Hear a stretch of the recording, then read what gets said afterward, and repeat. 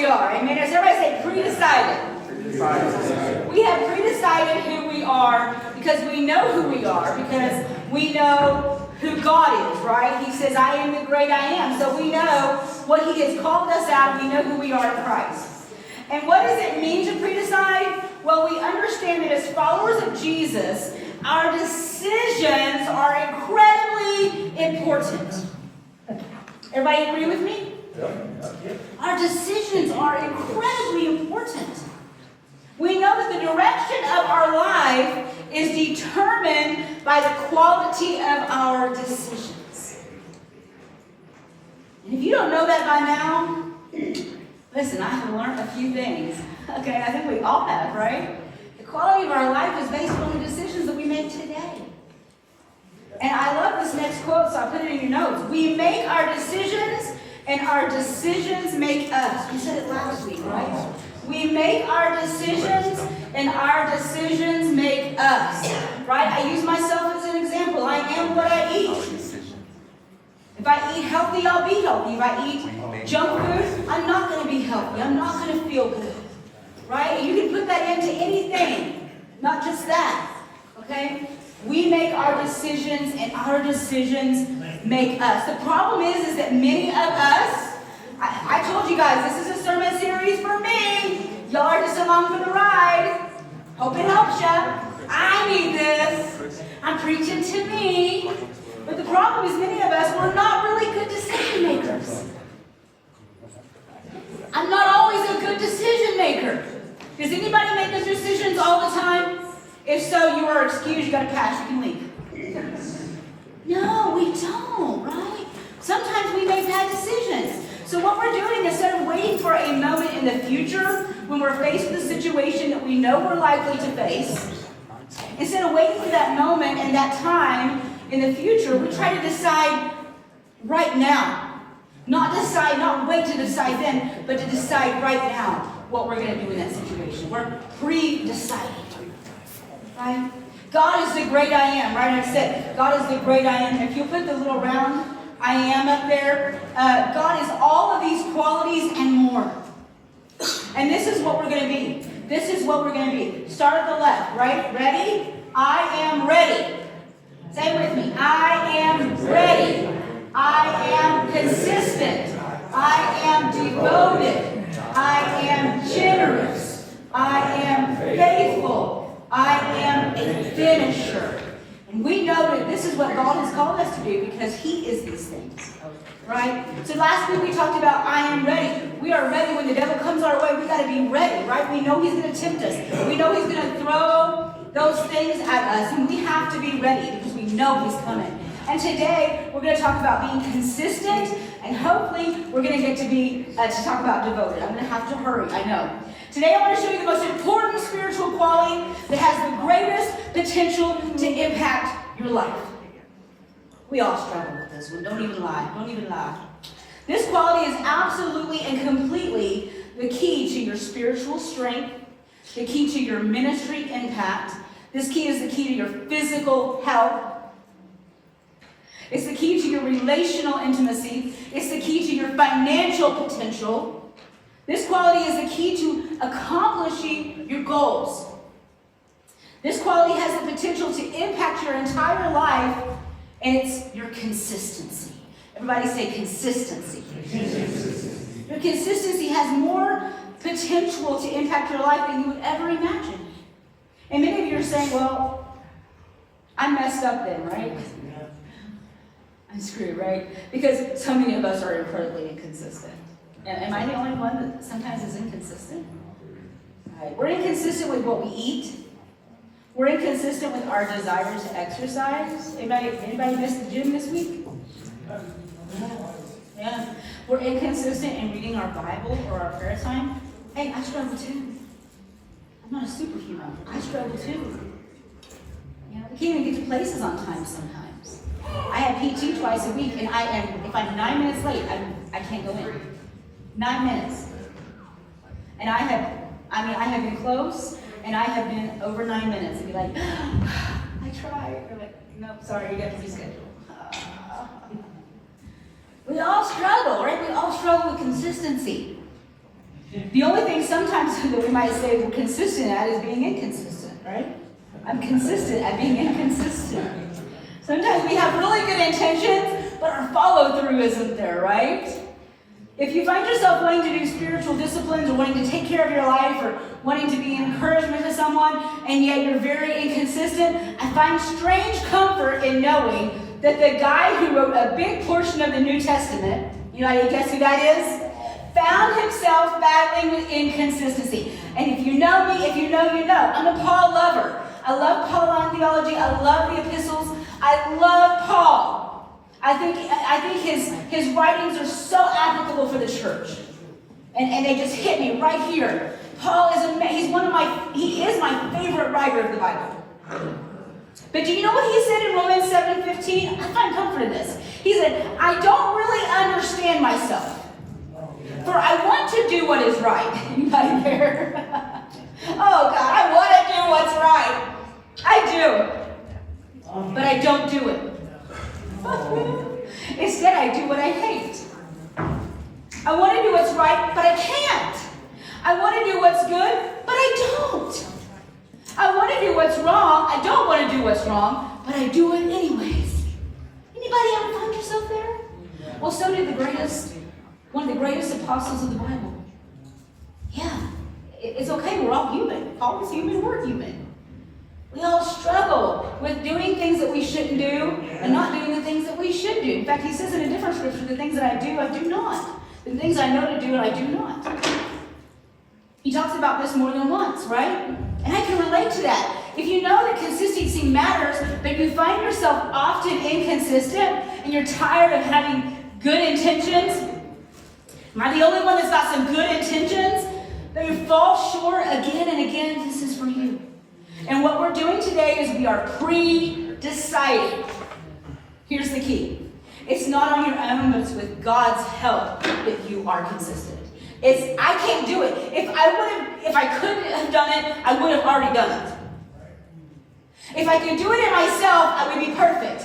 If I could do it in myself, I would have already made all the good decisions. I would have made every good decision. I would have never made a bad decision if I could do it myself. But you can't do it. I can't do it in myself. I can only do it with God's help. And you know what? That's what He wants. He wants us to be 100% completely dependent upon Him. I'm walking away from my notes, I know. He wants us there. He wants us to know you can't do it on your own. You need me. You need to wake up in the morning and say, I can't do this. I need your help.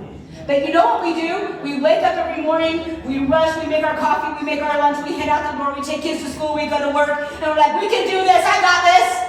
And He's like, no, sweetheart. You ain't got this. You need me. And He wants us to be in that place. I can already tell you I'm not getting too devoted today. We're going to talk about consistency. We'll catch up next week. Why does consistency matter? Because get this. Successful people do consistently what other people do occasionally. This is some good self-help right here. Okay? This is some good self-help right here. I love this. Successful people do consistently what other people do occasionally. If you're into working out and health in your body, you don't go to the gym hit and miss. Successful people who are if you're into that, you know, if you want your body to be in the top physical condition, they are consistent.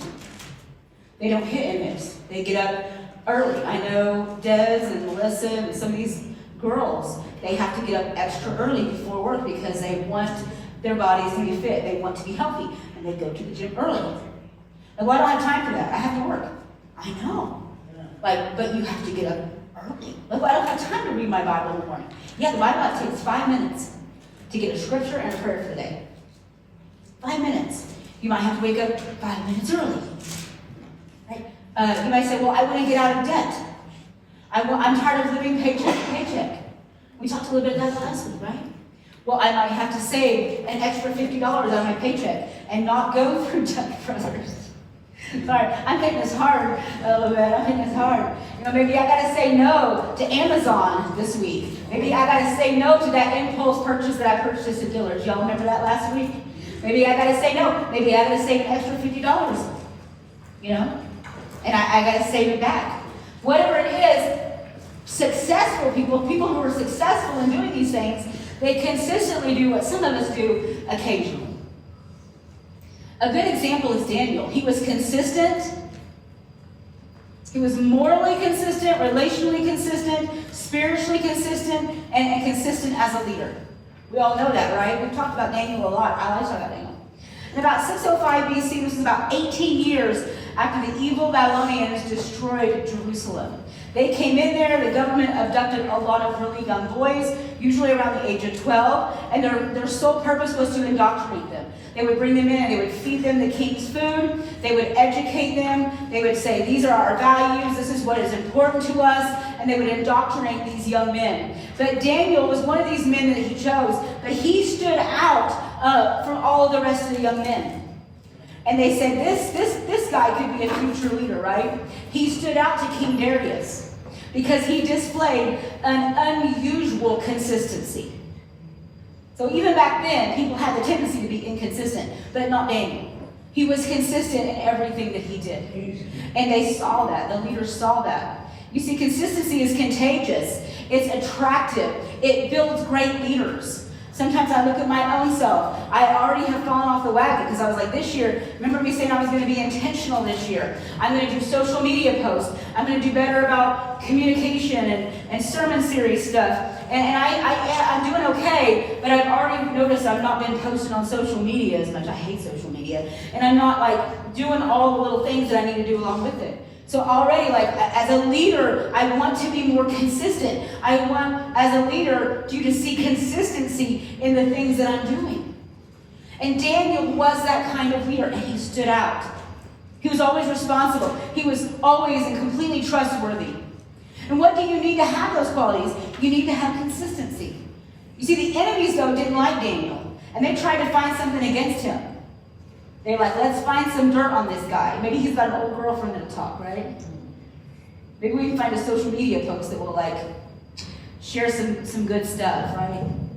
But no, they couldn't find anything.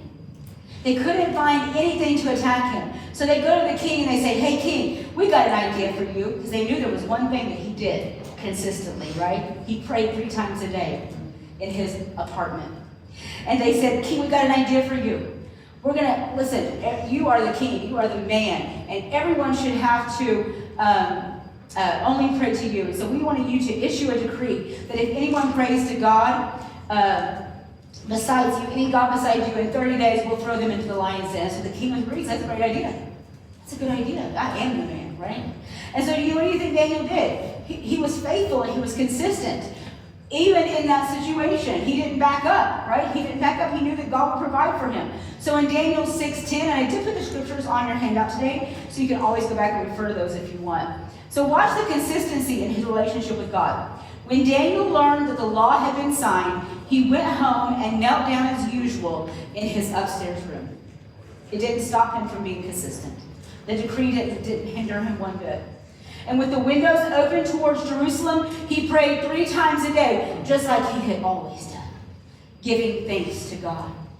Daniel did what he always did. He constantly pursued the heart of God. And so the leaders found out that he had disobeyed the king's orders. You know the story. They threw him into the lion's den, into a pit of hungry lions. Do not pass go, do not collect $200. And here's what happened in 23. When they lifted Daniel from the den, in verse 23, there was no wound was found on him. We know that God had shut the mouth of the lions, right? So when did Daniel learn to trust God? Did he learn to trust God in the lion's den? No. He didn't learn then. He learned in his prayer closet. He was ready for whatever he faced way before he faced the situation. Does that sound like pre-deciding to you? He was ready before the situation ever surfaced because he was consistent. And he had pre-decided that he was consistent in his relationship with God. So really quickly, 3 things. How do we grow in consistency? Number 1, we start with the why. If we want to grow in consistency, we're pre-deciding that we are consistent. We're going to start with the why. Answer the question, why did Daniel pray consistently? I know when I was in sales, in makeup sales, our leaders and coaches would always say that. What's your why? Why do you want to make this work? Why do you want to make money doing this? What's your why? Most people, it was like, I want to be with my children. I want to be independently free. And so a lot of sales companies will do that. What is your why? So we have to ask ourselves, what is the why? Daniel went to his closet privately. He knelt down 3 times a day because he was devoted to his God. That's why he did it. He was devoted to God. He pre-decided that 3 times a day, which is kind of funny because it's like breakfast, lunch, and dinner. That's what it in my mind is. Like, did he pray in the morning with breakfast? Did he pray? I don't know. But he prayed 3 times a day, nonetheless. And he connected with the heart of God during that time. But it was born out of a devotion. It was not obligation to Daniel. It was born out of devotion. And this is the very reason that so many New Year's resolutions failed. And let me tell you why. Because the result of desire, not devotion. I'm going to eat good January 1st. I'm going to quit smoking January 1st. I'm going to work out January 1st. I'm not going to do this January 1st. Or I'm going to do this January 1st. Those are the result of a desire, not a devotion. If you don't have a compelling why, you're not likely to succeed. And the reason why I know this is because most New Year's resolutions fail because we wait till January 1st. That's just stupid of us. You don't really have a why. If you don't have a why, if you do have a why, you're not going to wait till January 1st. Right? If the doctor tells you that you need to stop eating junk food, and you say, okay, well, January 1st, I'm going to start eating healthy. So then January 1st comes along, you're like, oh, look, a salad. But then in 3 days, you go right back to the chocolate factory. Right? Or I'm going to quit smoking, or I'm going to quit drinking on January 1st. But your doctor says you're going to die if you don't stop. You don't wait till January 1st. Because your why has changed. It's not just a desire to change, but I'm devoted to this because I know I need to do it. So that's why a lot of New Year's resolutions fail, is because if we really wanted to change, what was I saying a while ago? If I really wanted to change, I would have already done it. If I was really going to make a good decision, I would have already done it.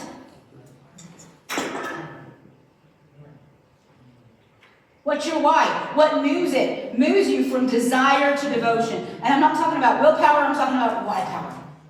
Why power. What brings out the devotion? When the king says you can't pray, you say, no, I got my why. I need God. 3 times a day, I seek God in prayer, because I promise you, when you want to be consistent, you're going to have some obstacles. That's just a given. That's a shoo-in. You're going to have obstacles when you try to be consistent. You're going to have resistance. It's going to be hard, but it's going to be worth it. You're going to have a lack of support from friends, and you're going to say, I don't want to do it today. I don't feel like doing it today. But listen, when you know your why, you will find a way. When you know your why, you will find a way. Why did I have weight loss surgery? Not because I wanted to look good, because that didn't change. Okay? Why did I have weight loss surgery? Because I want to be around to see my kid make it till he's grown. And at the rate I was going, I wasn't able to do that. What is your why? Number 2, plan to fail. What? That sounds crazy. Here's the thing. You're gonna mess up. I'm gonna mess up. But plan to allow for it. Know that a momentary failure is actually a part of the process. You may have already messed up on Lent. Okay. Big deal. Keep going. We're going to mess up, right? Here's the problem for a lot of us, is the illusion of perfection that's keeping some of us from getting started. It's the illusion, well, I can't start because I know I can't be perfect. I can't start this change. I can't make a good decision about this because I know I'm going to screw it up. You with me? Yeah. Some of us say, well, we'll never be great at that, so I might as well not try. I would take it all the way down to following Jesus. There's some of us who are not following Jesus maybe the way we should, because we think, well, if I follow Jesus, then what if I mess up? I mess up. I'm a pastor, but I mess up. I don't always follow through and do the things that I need to do. And neither do you. You're going to mess up. You're going to eat the wrong thing. You're all going to oversleep. stupid like me that you shouldn't have bought while you're trying to get out of debt, right? Or you're going to look at something that you shouldn't look at, or go someplace that you shouldn't go. You're not going to be perfect. So don't confuse being consistent with being perfect. Do you hear me? Don't confuse being consistent with being perfect. There's only one perfect person. And we're not it, okay? Number 3, fall in love with the process. I'm almost done. I'm not doing it. We'll do it next week. Fall in love with the process. And here's what we're going to do. We're going to start with a why. We're going to plan to fail, because that's going to happen. And then here's what we're going to do. We're going to fall in love with the process. You see, Daniel wasn't praying because it was a duty. Even though he'd been raised and indoctrinated in Jewish culture, it wasn't a duty for a lot of people. But he wasn't praying because it was a duty. He just loved time with God. He loved the intimacy. And here's what I know about him, because I know his character.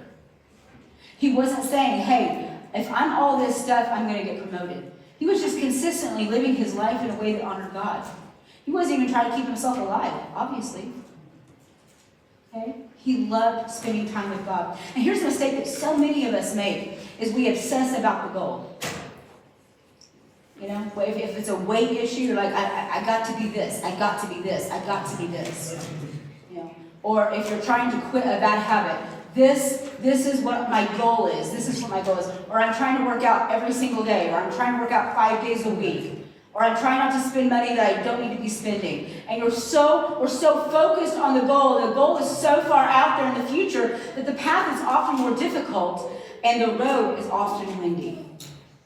The goal is so hard to see ourselves aligning with that we just don't even do it, or we quit. And that's why we don't obsess about the goal. We fall in love with the process. If we are showing up and we're consistent, we will make progress. And here's what's so important about what your goal is. If you're not successful when you achieve the goal in the future, okay? You're successful when you honor God today. So here's the deal.